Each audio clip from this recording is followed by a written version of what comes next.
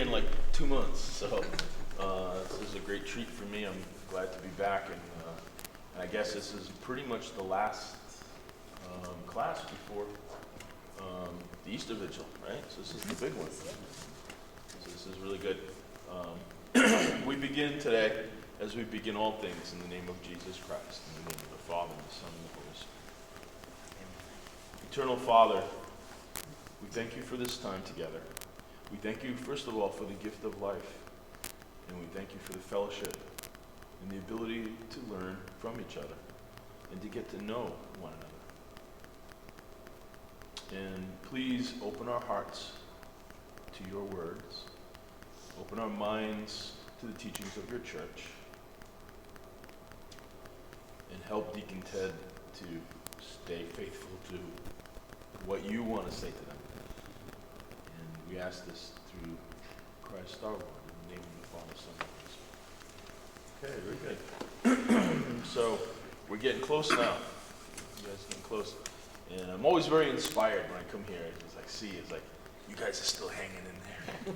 You know, because a lot of people wouldn't, and a lot of people don't. You know, so it's always very heartening to me to see people who are, you know, staying the course and doing what needs to be done. It's inspiring to me.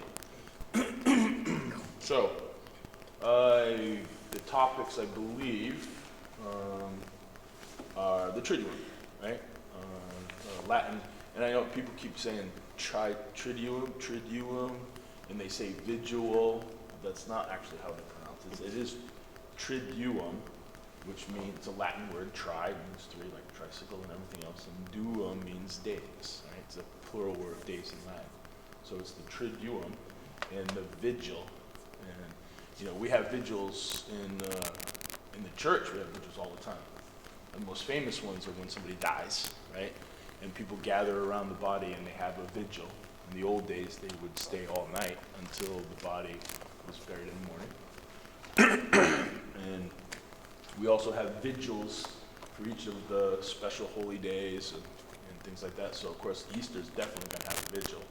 And in the old days, as we saw in the video, you know, the vigil went all night, and it still does in some places. If you go to Europe, there's places there's kind of hotbeds of Catholicism. I mean, everybody says, well, you know, Catholicism is dying in Europe and all that stuff, and yeah, they're having their struggles. And but in certain places, my son went to Lyon in France to study for a year with Clemson, and when he got there,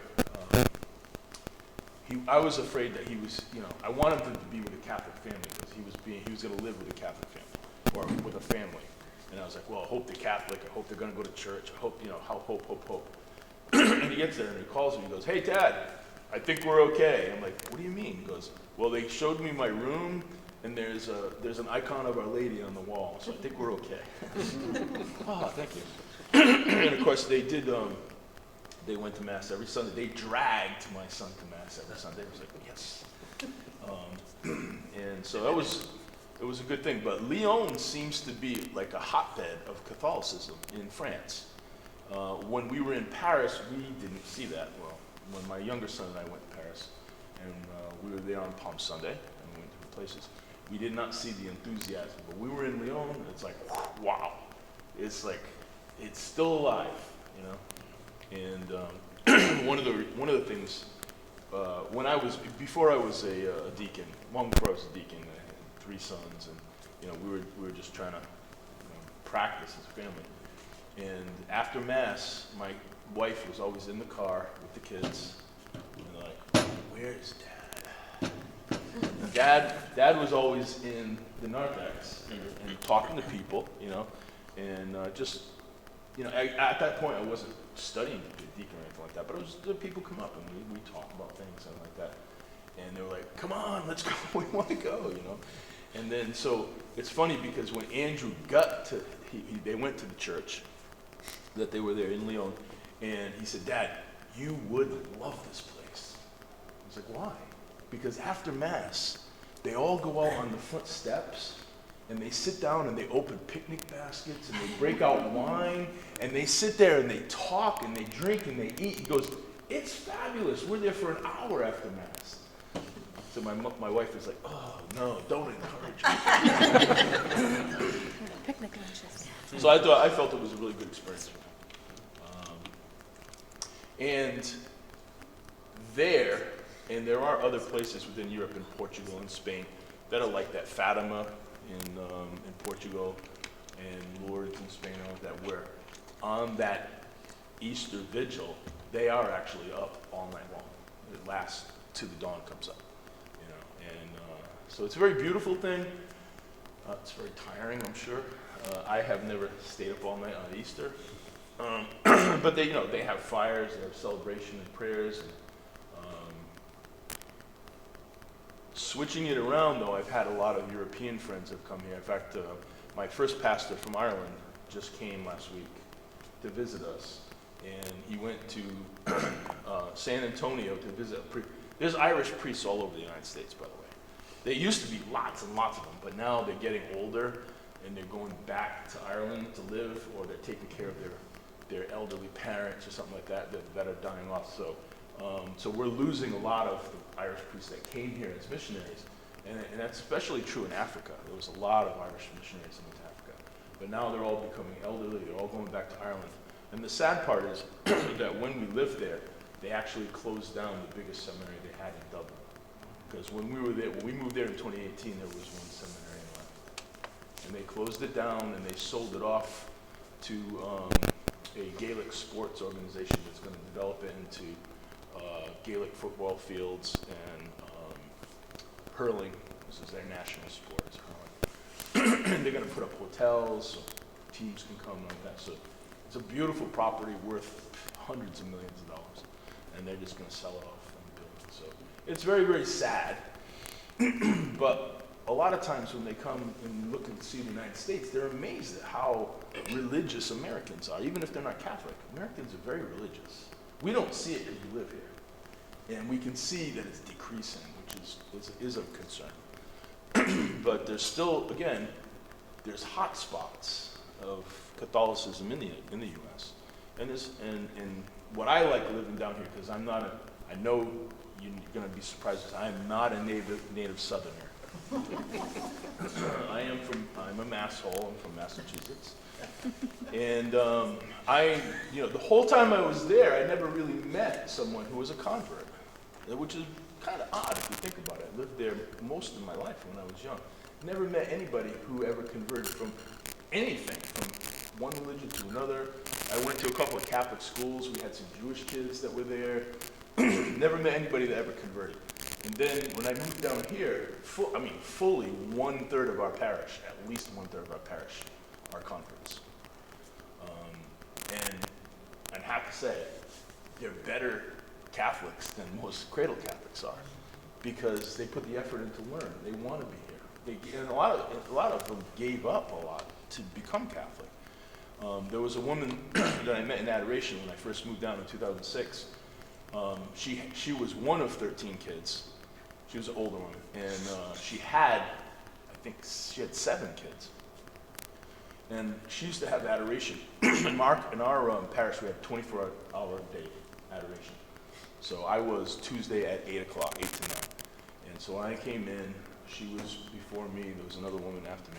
And after a while, you get to know each other. Of course, the cold New Englander, I don't want to talk to anybody. Don't make eye contact. We're not talking about Jesus today. It's just me and him. So, but after a while, you get to know, you talk, chat a little bit, and everything like that. And she told me she married a sailor from Charleston, because that was the big Navy base, and she lived down there. And so she married a Catholic who was in the Navy, and so she had 7 kids, and then he left her. And then she moved up to Rock Hill, which is where my church is. And because when she got married to him, she had to promise to raise the kids Catholic. And she said, well, I'm going to raise the kids Catholic, even though she wasn't Catholic. So she brought the kids to CCD, and she went to the priest and said, I need to know more about this so I can help them learn. And so he gave her materials that started to help her learn about becoming Catholic. And of course, she became a Catholic. But when she told her mother she was becoming a Catholic, her own mother said, you're going to hell. she was cut off from the family. And I was like, that is horrible. It always struck me, and I said, would I do that? Would I give up all of my family and friends to become a Catholic? And I still, I'm like, I don't know. That's a tough thing. But just in the years that we had together, she taught me more, really, about a lot of things that I knew nothing of. And I was very grateful for her, for her friendship and her support. And unfortunately, I moved to Ireland November of 2018, and she died before I became a deacon. So she was praying for me. I was just hopefully that'd fun, but she actually died before I was a deacon. So, her name was Wanda Suazo. Very interesting woman. She used to tell me stories that just like,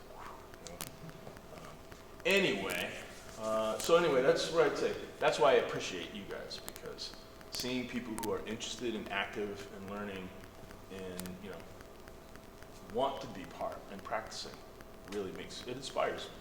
It inspires me. Okay, so where do you want to start? So Triduum is tonight's Triduum, right? So we do Triduum, and I did show this to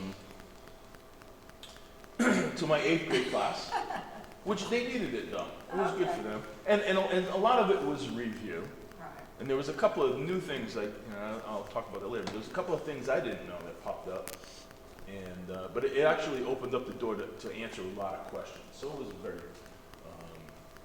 very good. And then of course the kids were like, because they saw Father Chris, and I showed them clips with Father Chris and Father Mike Schmidt, so they kind of know who they are. But so then when they saw you, they thought you were somebody like, who is she? She must be so special. Obviously, she's not a priest, so she must be somebody special. And I said, she is very special. She has a Sacred Heart in Gaffney. And but it worked out pretty well. It was worked out well. So we start with, I guess we'll go all the way back to tomorrow. Tomorrow is, I guess, the first significant day of the week, besides Palm Sunday, right? Because Palm Sunday is Sunday. I always argue with my kids. They say, what is the first day of the week? And they're like, it's Monday, of course. I'm like, it's not Monday. It's Sunday. Why do our kids not know that? I was always astounded by that. I said, and I tell them, what's the Sabbath day? And they say Sunday. I'm like, no. The Sabbath day is the last day of the week. It's the 7th day. It's the day that God rested. And they look at me. And I'm like, okay. So if the Sabbath day is Saturday, then why do Christians worship on Sunday? And I let them stew in that, and they ask and have all these ridiculous answers. Right? And then finally I go, and of course I have a big booming voice, and I like to torture them at sometimes. So I'm in the class, and I go in there, and they say, so what's the deal? And they say, because that's the day that Jesus rose! And they're like, you're going to give me a heart attack. It's like, we worship on Sunday because that's the Lord's day, and that's what he brought up. And it never clicked with me until he said that, and I said, that's a good explanation. It's the Lord's day. It's the day he rose from the dead. And this is what I tell them all the time. So every single Sunday is a celebration of the resurrection of Jesus. Every day, every single Sunday. That's why we go to Mass. That's why we are supposed to rest and worship God on that day, because it's the day of our salvation. It's the day that he rose from the dead. And so the Jewish people and the Muslims are still kind of stuck on Saturday, the Sabbath. Okay? And I guess we call ours the Lord's Sabbath, or the Lord's Day. It's not really the Sabbath. So we have Palm Sunday, which obviously begins our Holy Week. And we can go back and talk about that a little bit if you want to. So tomorrow, I never heard this until I moved to Ireland. This is odd. I never heard this in the United States, but in Ireland they call Wednesday Spy Wednesday. Anybody ever hear that? Spy Wednesday? And I'm like, what is Spy Wednesday?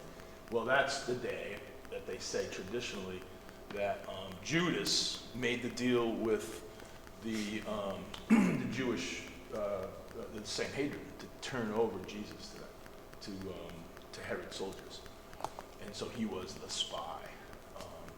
And incidentally, I don't know if they mentioned it in the video, but it's come up a couple of times. And even today at our beginning prayer service at school, we had a woman that read, she didn't know the word Iscariot.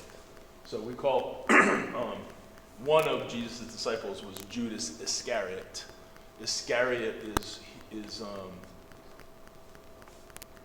Iscariot comes from the Hebrew word that means dagger. So he's literally called Judas the dagger because he stabbed Jesus in the back. Right? So Judas Iscariot means dagger.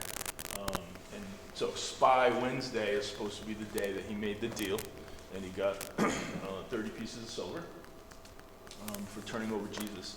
And he had an ingenious way to turn him over because they were worried about a riot breaking out. And you hear about this, especially on Palm Sunday, and when he was in the temple, and when he overturned the tables and he got a whip and chased them out, and they're like, Jesus is mad, righteous anger, right? It's not a sin. But they were afraid that if they tried to arrest him, there would be a riot. So they had to be very delicate about that, which is why they tried to trick him. And he said, should we pay taxes to Caesar? Because that would enrage all of the Jewish people. And he said, well, show me a coin whose likeness is on it. Caesar's, give to Caesar what's Caesar, give to God what's God. So obviously you can't outwit Jesus, right? He's got all the intelligence that he needs. But again, there was a very delicate situation because the Passover was when, and there was a diaspora even back then. There were people, some of the major communities of Jewish people were in Alexandria, which is in northern Africa, right? There were originally communities of Jews in Rome, even at that time, and spread all through Turkey and Asia Minor. And so the idea was if you had the money and you could do it, at least one time in your life you had to come back and go to the temple of Jerusalem and worship, and go there for Passover. And so every Passover was like a huge carnival of people from all parts of the known Mediterranean world. And of course they spoke all different languages. I think most of the common language would have been Greek, a very simple form of Greek called koine, which is why the Gospels, the New Testament writings, were basically all in Greek. And so we have, it's very delicate because the Romans, once they took over that area, and there was a long history of armies and empires coming in and basically stomping all over the Jewish people. But the Romans were the latest ones. And they were always very keen to kind of keep the pressure down, because they wanted their wine and their olive oil and all of their taxes and all of the food and the goods that they got from that area. They didn't want to upset it into a big revolution. And so they were always keen on kind of like, all right, we're going to keep the populace down and not let them, rise up and have revolutions. And they had multiple revolutions that they had to keep putting down over and over again. And so, obviously, he's like, okay, we want to arrest Jesus, but we can't have a riot. We can't, because all these people have come in Palm Sunday. They're like, yeah, he's our king, he's our king. And the videos did a good job of that too, right? So, so they come in, and so Jesus is like, I'm going to betray him. I'll tell you who he is. You come at night, and I will go and I'll greet him with a kiss. That's him. That's the sign. Then you arrest him. So that is Holy Thursday.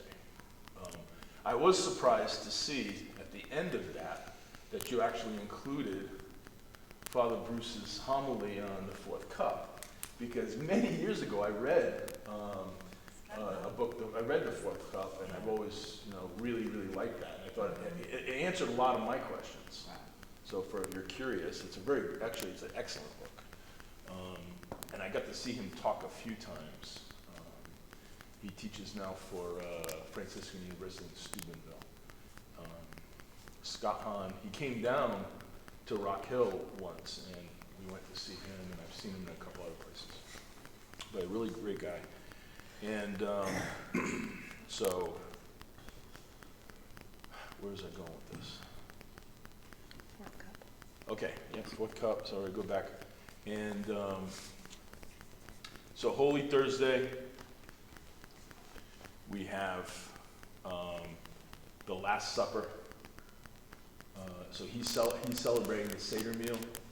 And in my 6th grade class, we start, 6th grade is Old Testament, 7th grade is New Testament, 8th grade is church history. And so in 6th grade, we go in depth through the whole, Exodus and Joshua. So we go through that and we talk about the Jewish people and the practices. And we actually have a little kind of a Seder meal in 6th grade so that they get to understand what the Seder meal is. Because it's the precursor for our Mass. And that's why I like the fourth cup, because it explains that that's what they're doing. That's what Jesus was doing. He was celebrating the Seder meal, which is actually interesting because it was the whole Seder meal like you would normally do it, except there was no lamb, right? And he did not drink from the fourth cup because he said, I'm not going to drink it again until I drink it in paradise. So what we as Catholics do on Holy Thursday is usually in the earlier part of the day, we have the Chrism Mass, where the bishop consecrates all of the oils to be used in the Chrism. I have never been to one until I went to Ireland, because I was not allowed to work, because in Ireland, he's the only EU country which the spouse of a special visa holder is not allowed to work. Every other country I could get a job, but I couldn't work there. So I was a resident alien. I had a resident alien card, and it said on it, not for employment. So what I did was I basically put my efforts into the church, and I worked with the church. So when it came time for the Bishop of Dublin to consecrate the oils, I said, I'll go get the oils. I rode my bike, actually. It was about 2.5 miles away, and I rode my bike there, and I actually got to bring one of the big jugs of oil up to the altar, along with a couple other people, and they consecrated the oils, and then after that, they broke them into little pieces, and they gave them out to all the parishes, and we took them back to our parish. So that was the first time I've ever been to a Chrism Mass. And I didn't realize it up until then. I was like, wow, this is really cool. I never knew about a Chrism Mass. And they did ours, they did ours, I think yesterday. Our priest went down to get the oils. Because they don't have to do it on Holy Thursday, but usually that's the day that they do it. So we do Chrism Mass, and then of course, in the evening, they have the Mass of the Last Supper, which is technically the end of Lent. And I have that question on all my classes. When does it begin? Ash Wednesday. When does it end? And they always say, Easter Sunday. I say, it's not Easter Sunday. It's Holy Thursday. It's after the Mass is finished at Holy Thursday. So we finished the Mass of the Holy Thursday. I liked in the video, because that's one of the things I did not know, was the washing of the feet was part of the Aaronic priesthood ordination. And that dates back, that goes back to Moses' brother Aaron, because they were Levites, they were the Levites' family. The Levites were the priestly class of the 12 tribes. There was one tribe that was dedicated to the priesthood of the Jewish people. And so Aaron became the high priest. And so those who were consecrated in the Aaronic priesthood, part of their ordination was washing the feet. I didn't know that until I watched this. So it's very interesting. That's why I'm glad I watched it. So Jesus gets down, and of course he says, if you want to be like me, well, then you have to be a servant. And of course we call the Pope the servant of the servants of Christ. But all of these people who are ordained, the priests and the deacons, are supposed to be servants.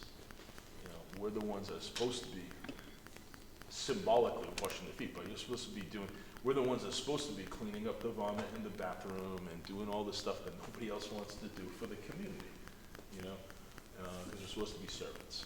And so that's when we say that he instituted the ordination of the priesthood, the institution of the priesthood, or as we call it, sacrament of holy orders. So it's very symbolic, and I'm there all the time now, and I'll be there on Thursday night. And usually I wash half the feet. Father washes half the feet. Some mix that comes up. And then after the Holy Thursday Mass, the altar is stripped. All the linens come off. Everything is removed. It's very plain. There's no decorations, no flowers. And we proceed with whatever remains of the Eucharist from the main tabernacle, and we store it in a different place. So we have a daily chapel that we used to use back when people came to the daily mass were like 10, 15 people. Now it's like 50 people, so we can't fit them in there anymore. But they make kind of a little altar in there, and so we bring it there and we stay there. And usually I watch till midnight. At midnight, which I think is canon law. I don't think you're allowed to stay all night. I think it's midnight and you have to stop, but I'm not really sure. And I've looked in a couple of places, I can't find it. And it looks like you guys are getting ready for yours too. I'm assuming they're gonna bring here from the church and store it here, and people will be able to sit and pray and watch with Jesus 1 hour. I like this because when I was in Ireland, they covered the statues. My church doesn't do that where we are, and this is real attention to detail over here. So my wife just got back from Singapore. She was there for a week, and she went to Mass, Palm Sunday Mass, and she was amazed because all of the statues were covered, the crucifixes, everything was covered, and everybody there wears suits and ties and beautiful dresses. Everything is in English. And in the downtown area where she was, there were 5 Catholic churches within a couple of blocks each, and they were packed. And they sang all the responses. She's like, it was amazing being there, So anyway, again, off topic. All right, questions about anything up to Holy Thursday? Is Tenebrae the Chrism Mass? Tenebrae is on Friday, so on Good Friday. Tenebrae is the service where they recite from the Gospel the 7 sayings of Jesus on the cross. So that's Good Friday.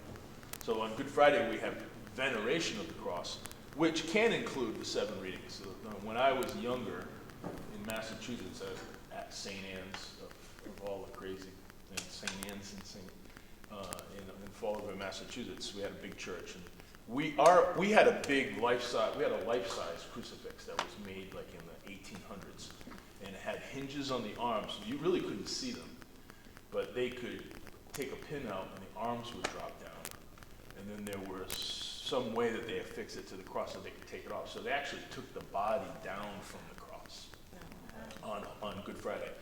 And they placed it on a bier, and 6 men would carry the bier. His body would be on it, and they would place a purple cloth on it, and they would proceed. It was a big church. It was built like in early 1900, like 1901 or something like that, but it was a big Gothic cathedral. And so I used to love going to that because this was like really cool stuff, right? You see these guys, they're on a ladder, they're taking his body down. And then these 6 guys carry the bier, and they go all the way around, and everybody gets out of the pews, and they actually follow the procession all the way around the church. And then in back of the altar, they had set up, because they had several small apses that had like little altars around, like a lot of the older churches do. And so they had one that was cleared and set up as a tomb. And they put the bier down. It was kind of like on a table. It was kind of slanted a little bit. And they pulled up the purple cloth, and Jesus' feet were there, the ones from the crucifix. And people would come by, they would file by, and they would kiss his foot, and then there was a guy standing there, would wipe it, and the next person come and kiss the foot, and they would wipe it. And basically the whole parish or people who were there for Good Friday would file by, and that's the way they did veneration of the cross when I was like 15, 16, 17. But that always stuck with me, and I've never seen that anywhere else, but I'm sure they do it other places. But it was just kind of weird because, then when you went back after Easter, Jesus was back on the cross again.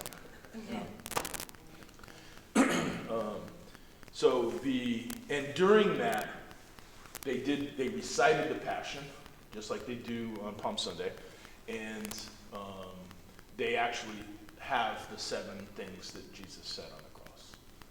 And so I guess that would be considered it was kind of, wasn't really veneration of the cross, it was veneration of the statue of his body. And it had the 7 sayings, so I don't know what kind of strange thing you would call that, but the tenebrae is the 7 sayings of Jesus.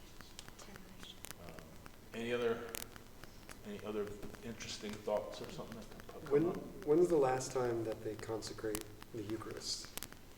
The last time they consecrate the Eucharist is on Holy Thursday, the Holy Thursday Mass of the Last Supper. And so at that point, whatever's left over, and sometimes they, depending on what they're expecting to come up, they might consecrate extra and keep it in the tabernacle. But they don't use the main, usually in most churches, and they don't do in our church, they don't store it in the main tabernacle. They have a side altar like they would do it here, temporarily. And then, so they would use that on Good Friday, and they would use that on Holy Saturday if they had anything in the daytime, which I don't think they ever usually do, until they consecrate the Mass again at the Easter Vigil. And the Easter Vigil, when I was a kid, the Easter Vigil started at midnight. Okay, we've gotten very soft as a society, because I'm going to be next week. I'm going to be 59, and so when I was a teenager, it was at midnight. If you wanted to go, it was really cool and special. And you didn't get to see any of this stuff, you know what I mean? So if you wanted to go, you had to stay up till midnight and go to church. And usually the churches were full, and of course we have the candles and the darkness and all that. It's very profound. It really influenced me a lot when I was young. And so that's the first time they consecrate the Mass, they consecrate the Eucharist. And then now we go back into having Mass every day. But then when I I had my kids, they moved it to 10 o'clock because 12 o'clock's way too late for kids to stay up. If you want to bring your children, they encourage your children. We moved it back to 10. And now I think it starts, our church, Easter Vigil, will start at 4 o'clock in the afternoon. In the U.S., because it's the bishops, the U.S. ECB says it has to be after 4 o'clock, but it's supposed to be after it gets dark. Right, which is why we have to have it at 8:30. Yes. Well, again, like I said, our society's gotten really soft. So our church has Easter Vigils at 4, 6, 8, and 10. So, I just have a quick question. I've heard when Christ was crucified, I've heard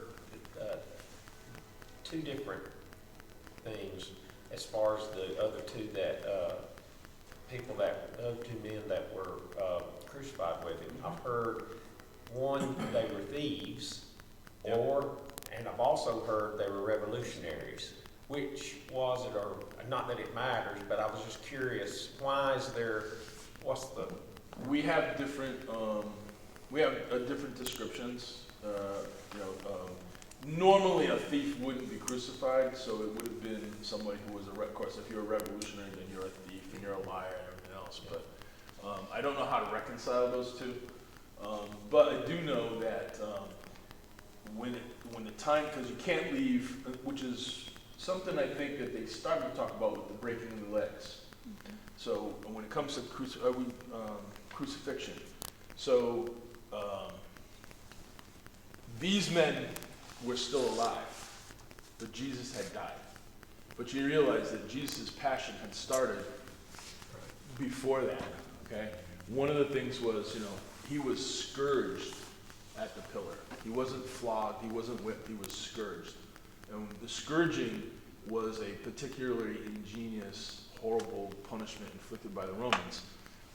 It was usually done with a cat o' 9 tails, which is basically 7 or 9 leather straps.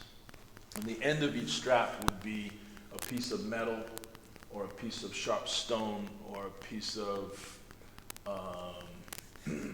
glass, bone, okay? Something that would actually tear your skin, and they would tie it on the top of it. And so when they beat you with it, so they would strip off your clothes, so you would be tied to a pillar, usually to a pillar. They would have your arms so that your back would be exposed. And they would take this scourge and they would whip it into your skin, and all those little pieces would embed into your skin, and then they would rip it out, right? So that as it's torn out of your skin, it actually rips all of the skin out. So when they beat you with this, they rip all of the skin off your back, and of course, you know, the flesh, the muscle, all of that stuff.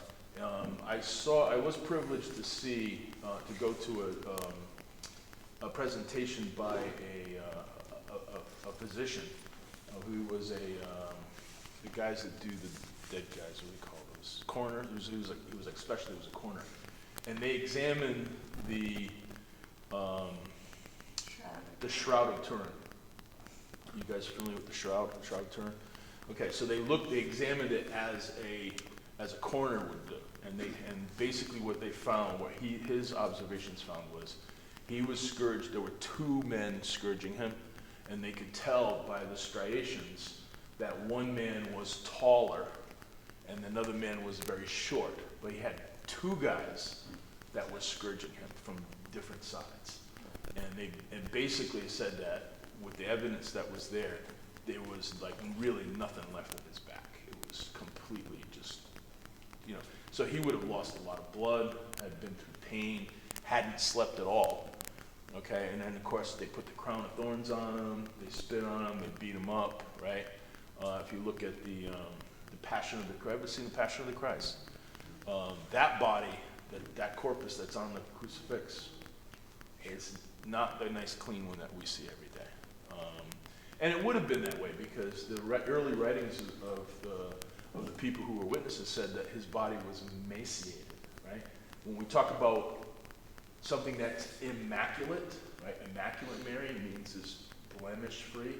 Well, the opposite of that is emaciated, right? If you're immaculate, that means that you're basically destroyed. And so the other thing too, which I took some exception with my 8th graders, because I had talked to them about before, but the nail in the hand. If you look at an X-ray of a hand, you have bones, and then you have wrist bones here. But most of this, there's nothing in there. It's mostly just sinew and tendons and some muscles and stuff like that. If you put a nail in there with a body, especially a body as heavy as mine, right? After a while, it would tear. So nailing it through the palm would not hold the body on the horse. A lot of times they would tie with ropes, which is why a lot of times you see Jesus nailed, but the other two are tied. And if you go to different movies, sometimes I guess movie's a movie, but if you see different depictions of crucifixions, a lot of times they'll show that their arms are tied.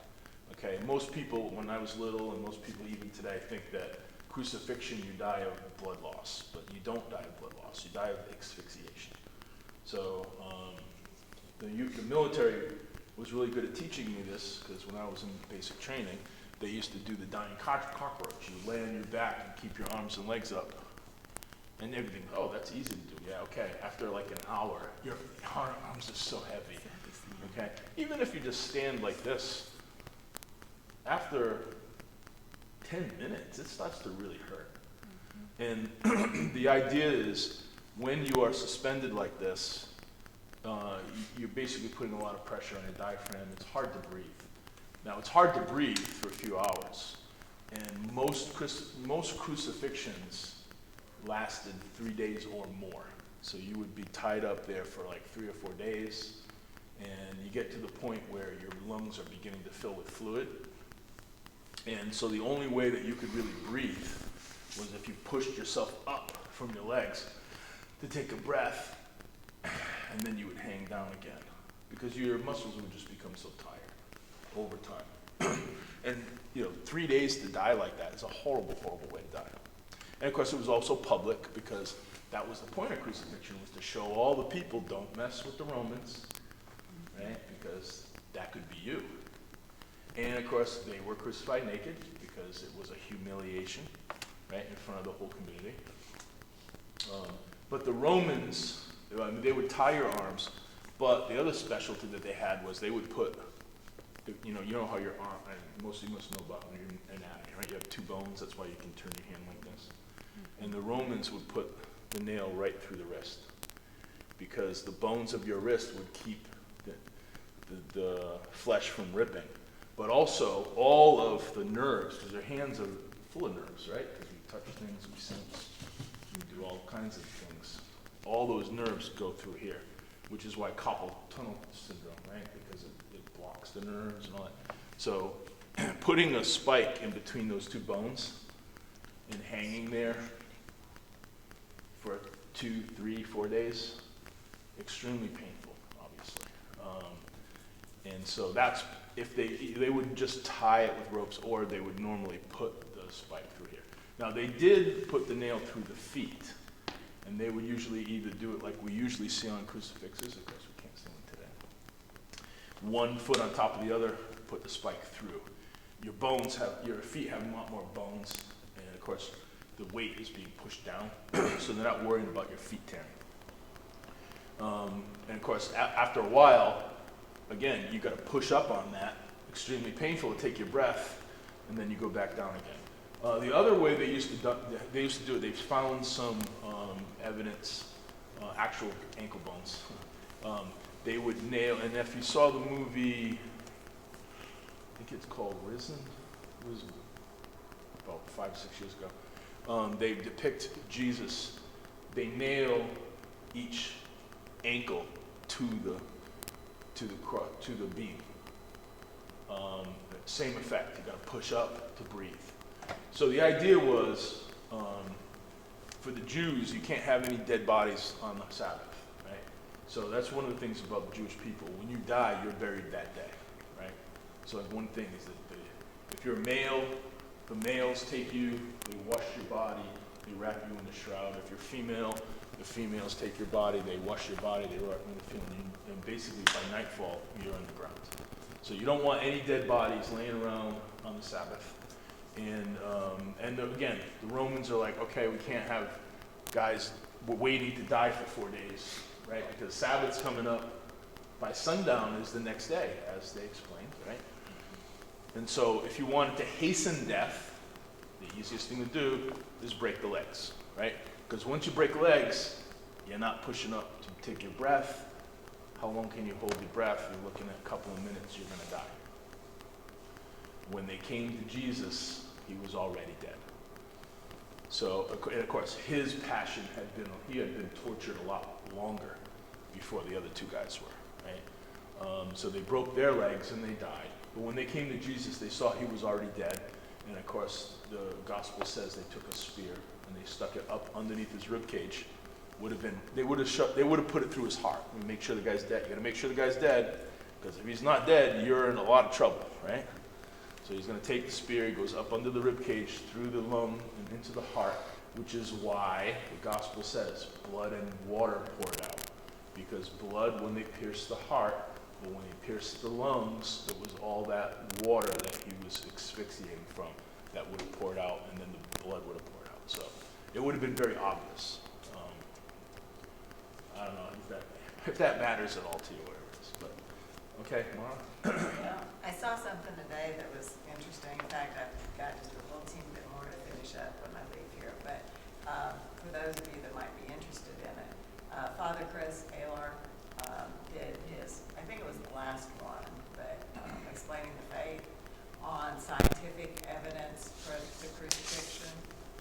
And it goes into a lot of the forensic pathologists who studied the shroud and his findings, because he studied it for like 50 years, and all of his findings, for various things that were very interesting about the death and the nailing, and the crowning of the thorns was really more of a cap of thorns, and how incredibly painful that was. They said that the nerves that they would have hit in that cap of crowns would have been the most painful thing that a human could ever endure, which you don't really think of the crown of thorns being the most, out of all of that, that would have been, the most painful.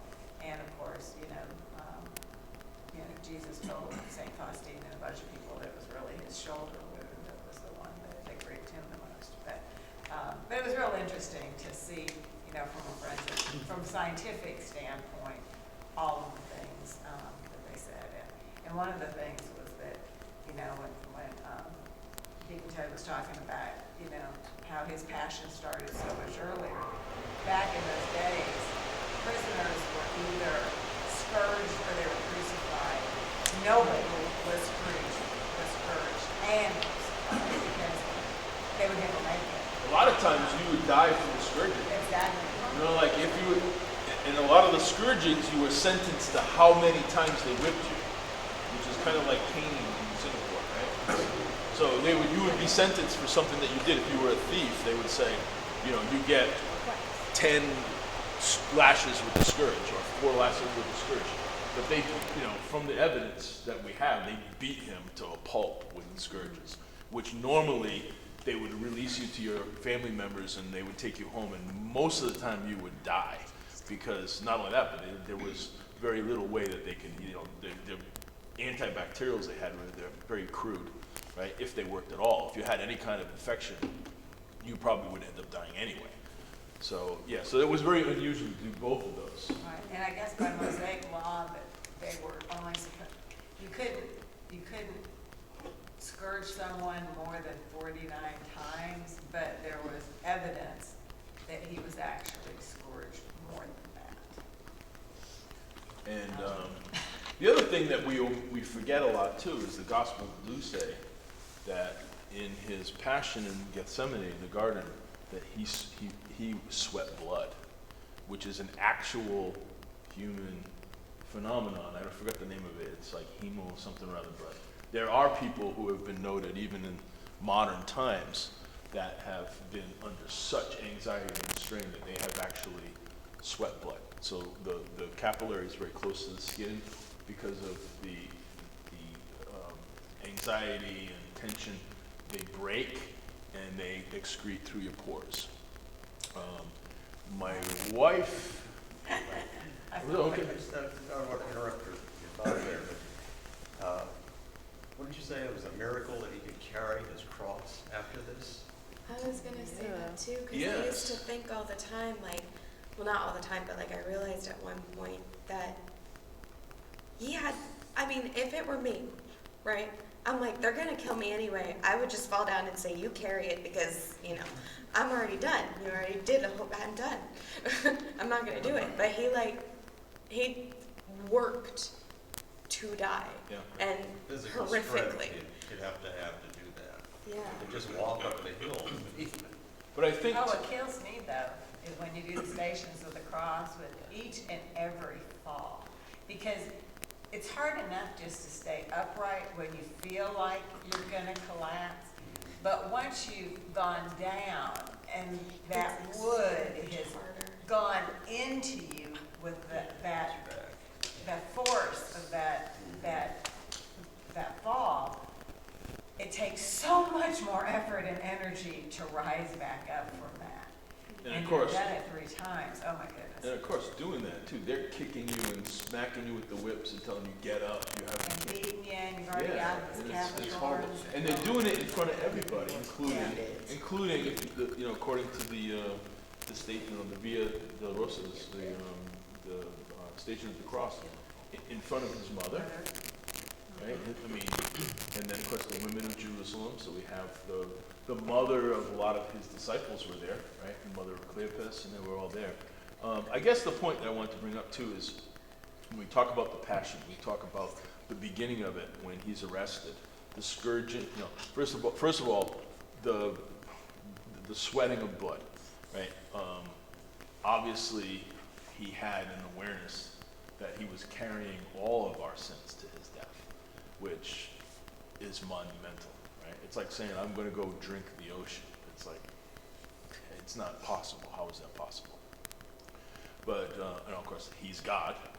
And so God has the awareness of all of the sins of humanity, not only all the ones from the time of Adam up until that time, but also all of the sins of the future for all humankind. You know, that's the ultimate burden. With that realization, of course, no wonder he sweated blood. And then, of course, he went through the scourging, the crowning, the humiliation, and the crucifixion. And he did it for us, right? And that's why the crucifix is the ultimate symbol of love, because he did it for us. So it's so if you really, again, if you really contemplate it and pray on it, that's what we should do every year. We should contemplate this and pray on this, and to realize what a tremendous sacrifice that our God did for us.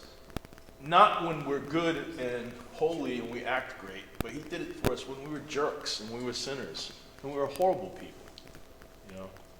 And I tell people a lot too. It's like, if you would have known me when I was younger, you wouldn't even talk to me. I was a horrible person.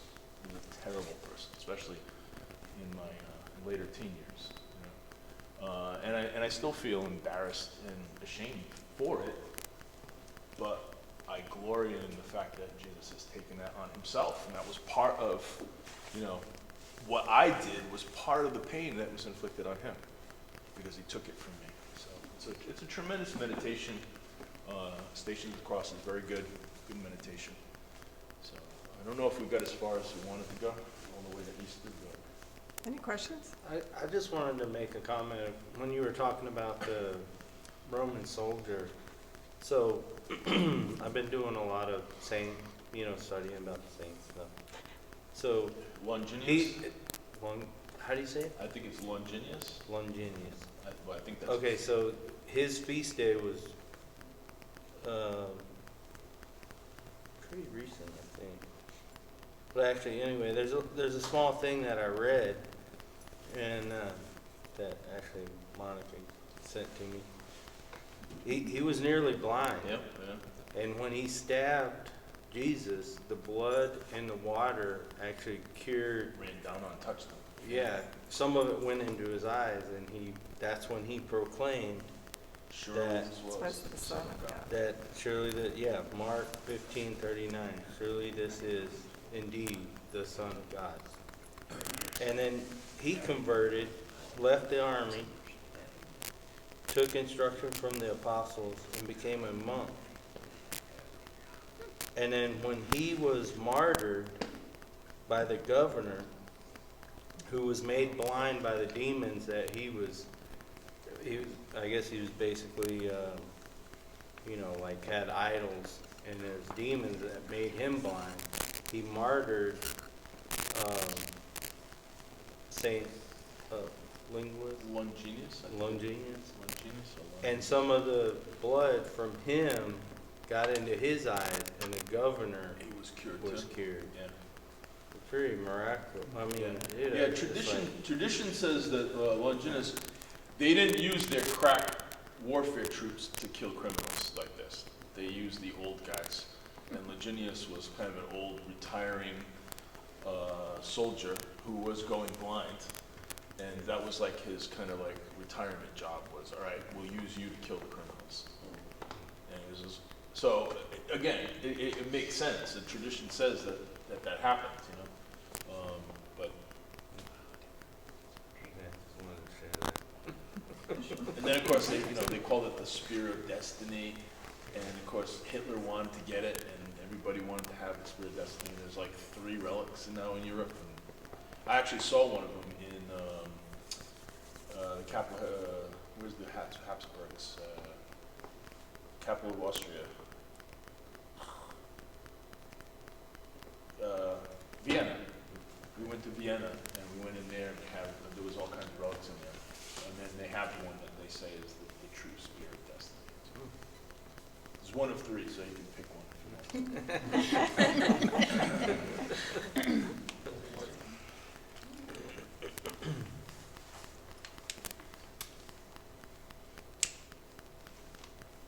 Dad? Any other questions? Any other burning issues or questions or comments? There's comments, observations, reflections. Oh, so you don't genuflect on Good Friday? I've never heard that. I don't know. I've never heard that. I don't know where I heard it, but it was like because he's not in the tabernacle, you're not supposed to bow. Well, when the tabernacle's empty, there's no reason to bow to the tabernacle. In fact, it's an interesting thing too, which I had learned later in my life, but when there's no mass going on, you just walk into the church, you bow or genuflect to the tabernacle, because that's where Jesus is. And we know that because the lamp is lit, right? It says Jesus is in there. When the mass begins, our focus is always on the altar. So when we genuflect or bow, when we approach the altar, we do it to the altar, not the tabernacle, while the mass is going on. I have to explain this to my kids.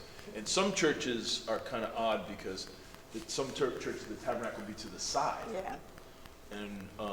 But they'll still, they'll bow over there, they'll bow over here. People don't know where they're bowing. So once the mass begins, we bow to the altar because this is the focus of the sacrifice of the mass.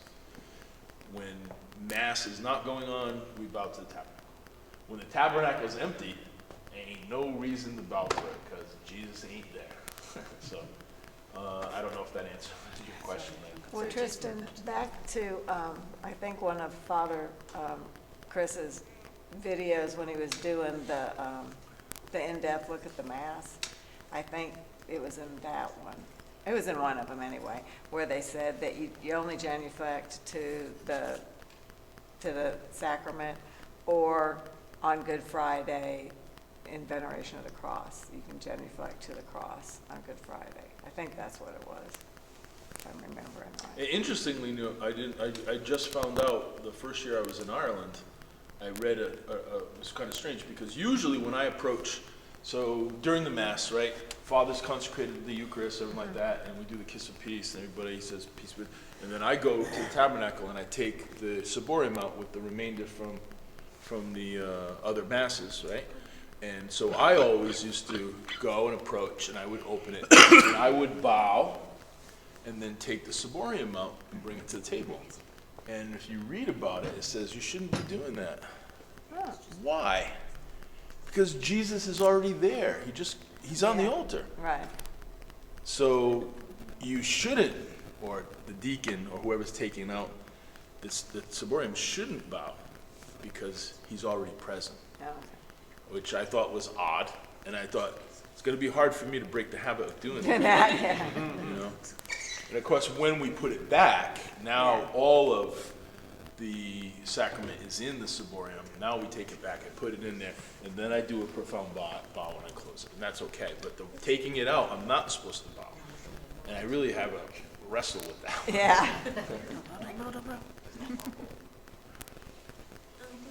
So along the lines of the question he had for ladies who wear a veil, Yes. would that mean that you wouldn't wear a veil on Good Friday?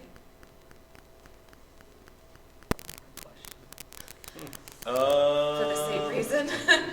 I do not know. I'm definitely not an expert on the veiling.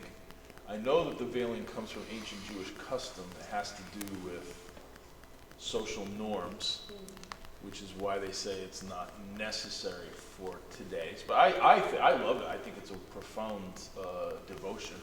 Well, I Like know many a lot other of it things. says like when you're in the presence of the Blessed Sacrament. So if the Blessed Sacrament isn't present, would you not? That's the question. I don't know the answer to that. There is. Okay. So I guess we can, Okay. that's all I see. But usually when you're in the main body of the church on Good Friday, the Blessed Sacrament has been removed from the main tabernacle, so it's not there. It's usually on a side altar. It might even be another building, So again, if he's not there, then there's no reason to bow or do any of that stuff, right? Because we're doing that to Jesus. Yeah, I know in previous years, Father Bruce would take the ciborium and put it in that side room where the holy water is, to the right. And then at the Easter Vigil when people would be, because you get there early and, Jesus wasn't in there, so people would be, kind of chit-chatting in the sanctuary. And then he would say, okay, y'all, I'm going to go get Jesus. Y'all go back to church again, and so it's like, okay. Here, Yeah, and again, yeah. when that main tabernacle is empty, it looks like that. The Yeah. door's open and the tabernacle lamp is not lit. Right. So if you're going to a church and the tabernacle's not lamp and the door's open, Jesus isn't there. He's Right. somewhere else. He ain't there. Or he's there like he's everywhere. Yeah. But not specifically there in Right. body, soul, and divinity. That's the best answer I can give you. I don't know. I'm not, like I said, I'm not an expert on it. I do love it though, but I'm not an expert.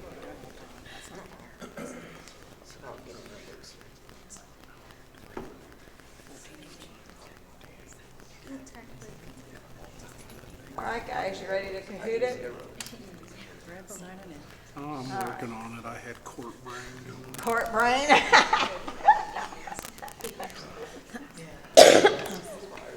tell you what, I don't miss those days at all.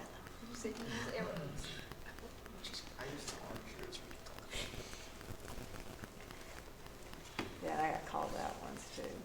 I thought when I was dismissed, I was dismissed from the whole thing, so I started to leave. And the judge went, young lady, you have not been dismissed. I'm like, oh, sorry. Come back.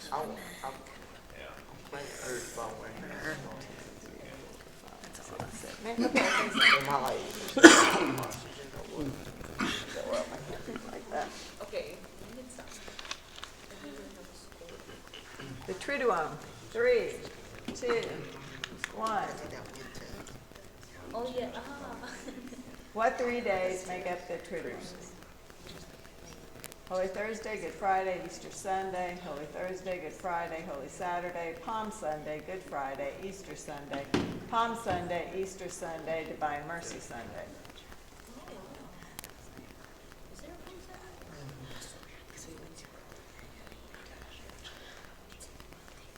And it's the blue.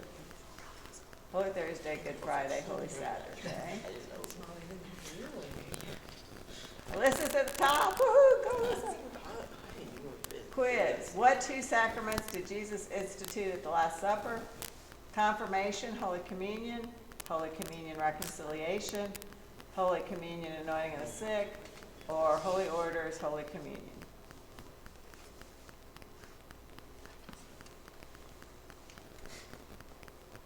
And almost everybody got that one right. It's Holy Orders and Holy Communion. Remember, they were saying that the washing of the feet was part of the Aaronic ordination for the priesthood. And Audrey's at the top. Go, Audrey. Quiz, multi-select.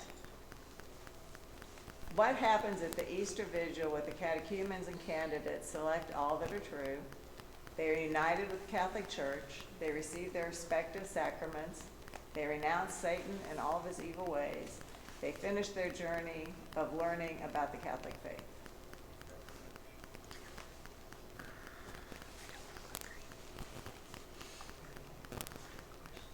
All of them except 4. You're not going to finish. It is a lifelong journey. You never finish. Forever and ever and ever. You just keep learning. Until you die. That's it. That's When you it. die, then you're finished.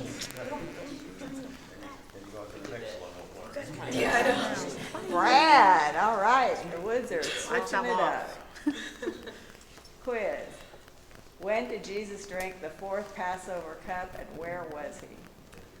At the end of the Last Supper, while at the Last Supper, after being scourged at the pillar while in prison, after the 3rd fall on the road to Calvary, just before he surrendered his spirit on the cross at Calvary.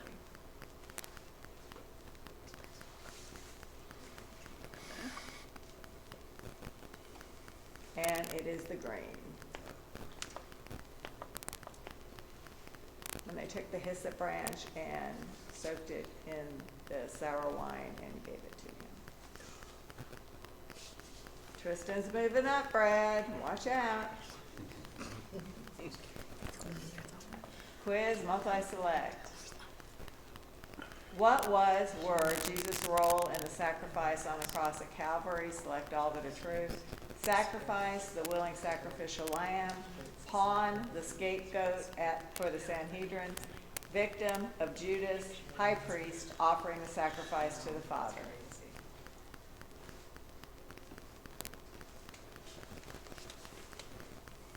And it's red and green. It's our Christmas colors. Sacrifice, the willing sacrificial lamb, and high priest offering the sacrifice to the Father. Good job. And he took the lead back.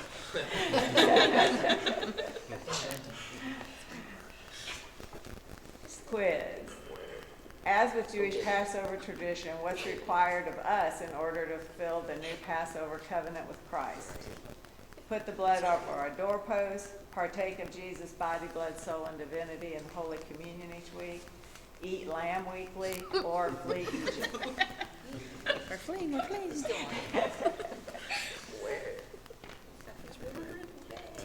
And amazingly, nobody said flee Egypt. Dang it. Yes, it is partaking we've already of done that one. Jesus in Holy Communion. And nobody moved. Y'all got that one right. Quiz. What happened on Holy Saturday? Nothing observable. Christ was in the grave. The earthquake. The temple veil was torn. None of the above.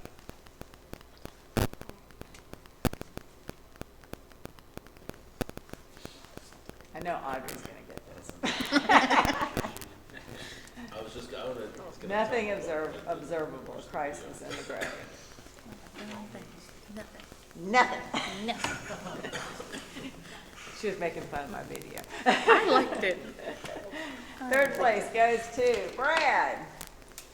Second place goes to Alyssa. Good job, Alyssa. First place goes to, dare I look? Do I look? Tristan. Very good. Yeah, who's that? I've never heard of him before. One of the things I always do with the kids, I teach 6th, 7th, 8th grade now. I've done other grades, but I teach them now. So when I talk about the Triduum, and we ask what are the 3 days, and they always say, oh, Ash Wednesday and things like that.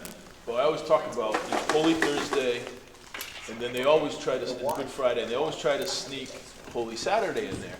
And I was like, well, what happens on Holy Saturday? And they all kind of look, and they're going to get, and I say, nothing! And they all like, and so when they watched, this is funny, because when the 8th graders have heard this at least 3 times because of 6th grade and 7th grade. So when they heard Mara say, nothing, if you said nothing, you were right.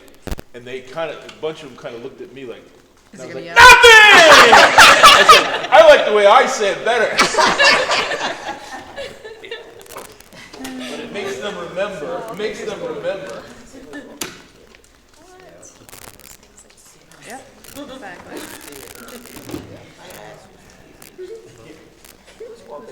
I want to do that with my 7th wife. grade's winner. I don't advise that. Mine's one of my favorites. It's just like My wife said I finally found a good use for my big mouth. I was like, gee, thanks. But they remember. banana peel. Yeah. My favorite one. So you don't slip. Yeah, don't slip. You gotta slip and slide. Any other questions? Any final questions? Observances? Do fasts end at sundown? Well, it depends on what the definition of fast is. Traditionally, as we talked about in the video, days were seen, for most of humanity until the invention of electricity, days were broken into once it got dark, it was the next day. And of course we had candles and stuff, but we always had to fight with light until the last 150, 170 years. So everything pretty much ended when it got dark. And even if you look at the Muslim, like Ramadan, I used to work with a bunch of Muslims, and I'm actually a software engineer, so I worked with a lot of Muslims who were in IT, that kind of thing. And so their fast goes from sundown to sundown. So if they want to eat, They got to get up before the sun comes up, and then they eat breakfast. They eat whatever they're going to have for the day, and then they don't eat, not even drink water. They eat no anything until the sun goes down again. So again, for the ancient world, days were marked sundown to sundown. Okay, it's only with the invention of, like, we wouldn't be here. We'd have big candles. It would be dark. You know, only with the invention of electricity do we think in the modern mind of days being 24 hours starting at midnight and going from midnight to midnight. That's a new, you know, in the vast history of humanity, that's a very, very new concept. So again, it depends on what kind of fast they're talking about.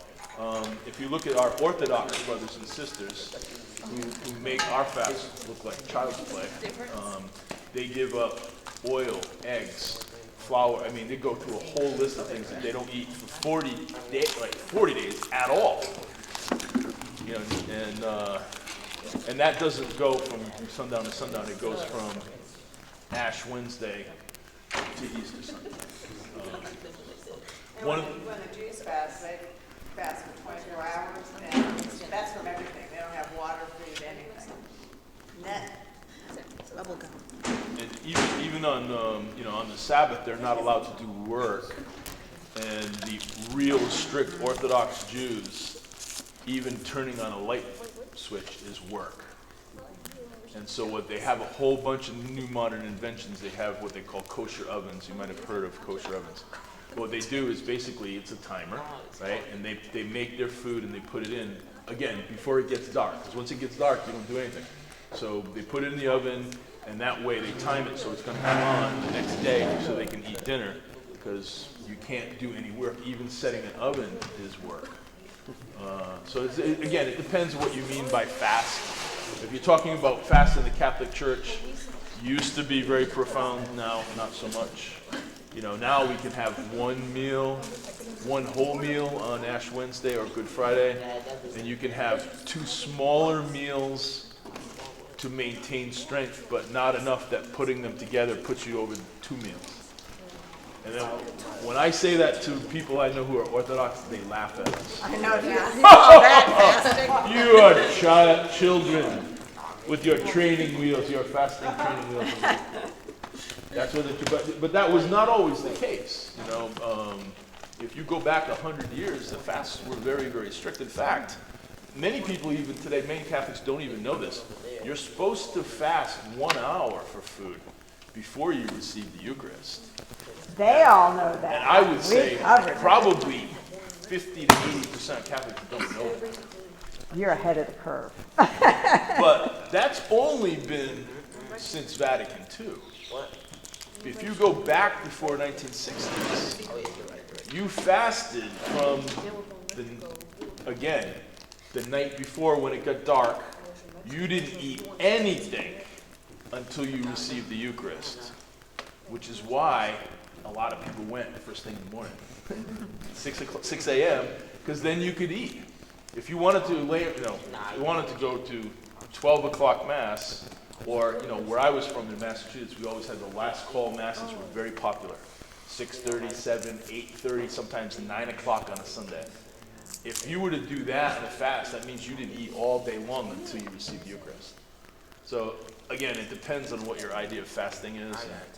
Again, we've gotten very soft, just like the Easter Vigil at midnight, now it's at 4 o'clock in the afternoon. We've become very soft as a society.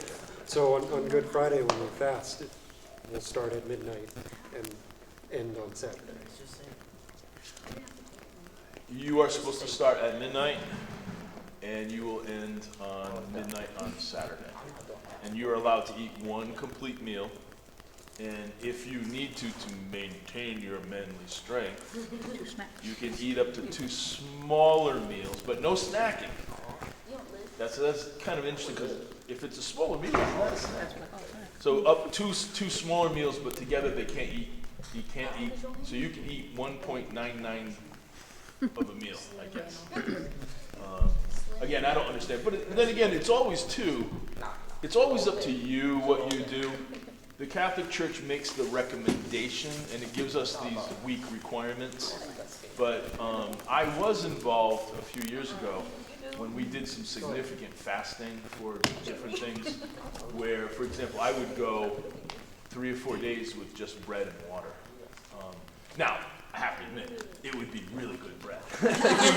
We got really, really good bread and water. But that was something I did as kind of as a devotion. So if you wanted to, and I've gone Good Fridays where I haven't eaten anything at all. Of course, obviously you could say that hasn't been recently.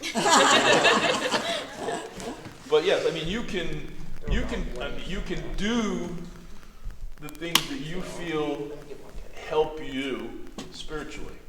And so if you feel like it's not helping you spiritually, then you don't do it. But if you think that you can gain something, this intermediate fasting that's become a big phenomenon can also be used.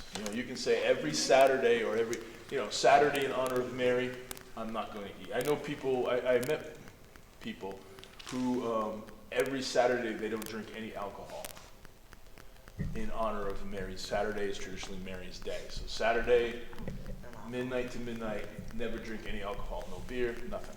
Right? Some people do that all the time as a sacrifice. I understand that, but there are, and these are called individual devotions. The rosary is a devotion, right? You can be a good Catholic and never pray the rosary, right? It's a devotion. It's not your thing, and it's a type of meditation that it's not for everybody. When I was younger, I really didn't understand the rosary. I was just like, why do you do this? It seemed to me to be meaningless. And I went to Catholic schools when I was young, so this is an indictment, I guess, of my education. My mother, when I was an adult, I was like in my mid-30s, my mother had a tumor in her spinal cord in the first vertebrae, and they brought her up to the hospital, and they had this really tricky surgery, and we didn't know she could have died. So they cut open a little square off the vertebrae. They drain all of your spinal fluid like they're changing oil in a car, okay?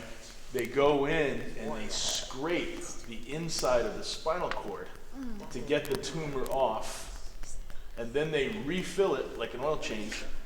They refill the spinal fluid with artificial spinal fluid, and then your body eventually replaces it, puts it in there, and then they put the patch back on, and then supposedly you're good, okay? The problem is that in order to get to that place, they have to cut all these nerves. And different people have different nerve patterns, so it's not the same for everybody. So they have to put electrodes all in your body, and they stimulate certain nerves, and they see where the nerve's going to. And so if they cut the wrong nerve, you could stop breathing, essentially. So they went through this surgery. They said it was going to be about 8 hours. It ended up being about 14 hours. And I had nothing to do, and I was in there. I went to the chapel, and somebody had left a rosary. And there was also a pamphlet somewhere about how to say the rosary, because I was young and stupid, and I never paid attention, okay? And so I said, well, I'm going to be here for all this time. Might as well stop praying for my mom. And I picked up the rosary, I read the pamphlet, and I began to meditate and say the rosary. And I probably said, I don't know, 250 rosaries in that time that I was there. And at that point, I was like, okay, hard-headed, but I get it now, right? Because it's part of a meditation, and it kind of brings you to another level. But sometimes it's hard to get there. I like praying it with other people. I find it more meaningful with other people, but I get it now, but I didn't get it for many times. And I talk to people all the time. I'm a deacon now. People say, it's just not for me. I'm like, okay. But there are many other. There's the Divine Mercy, which is another contemplative devotion. There's many, many devotions. There's devotions, I hear of devotions all the time. It's like, I've never heard of that before.